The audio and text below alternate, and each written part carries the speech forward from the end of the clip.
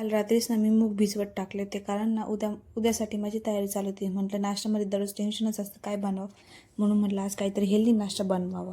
म्हणून ना काल रात्रीच मी मूग भिजत टाकले होते. त्यानंतर सकाळी लवकर उठून ब्रश करून घेतला, कोमट पाणी पिलं आणि त्यानंतर ना लगेच आंघोळीला पाणी ठेवून दिलं. आणि मी रात्री ना हे बदाम भिजत घातले होते, तेच नाही ते बसून खात होते, कारण उभा राहायचा कंटाळा आला तर म्हणून मी किचन वाटर बसले आणि अशी माकडावली खात होते. त्यानंतर आंघोळ करून घेतली, देवपूजा केली, मग चहा घेतला आणि लगेचच कपडे खूप जास्त धुवायला होते, मग ते कपडे धुवून घेतले. सगळी कामं तर आवरून झाली होती. त्यानंतर ना मला मूग मिक्सरमधून काढायचं होतं आणि यांचं ना मध्येच असं काहीतरी चालू होतं.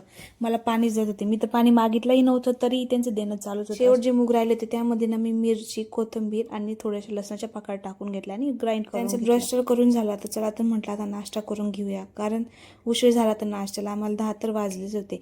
त्यानंतर ना ते मला म्हणत होते चांगला झाला आहे का, कारण त्यांनी नाही आधी कधीच खाल्ला नव्हता. मी तर बनवते घरी, पण ते नसतात तेव्हा, कारण मी नेहमी बनवला कधी ड्युटीवर, त्यामुळे ते मला अगोदरच विचारून घेत होते. त्यानंतर मी हे डोसा खाऊन घेतला आणि हो, डोसा तर त्यांना खूपच आवडला. तर त्यामुळे ते असे डान्स करत माझ्याकडे आले होते सांगायला की डोसा छान झाला आहे. पण त्यांना हे माहीत नव्हते की कॅमेरा चालू आहे, त्यामुळे ते मस्त असा डान्स करत होते. चला तर तुम्हाला त्यांचा डान्स बघायला भेटला.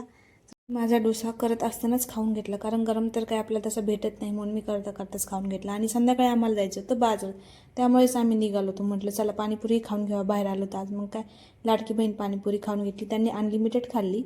त्यानंतर आम्ही बाजारात पोहोचलो होतो. बाजारात तर खूपच गर्दी होती आणि लवकर घरी आलो होतो. पार्सल तर काय आलं नाही.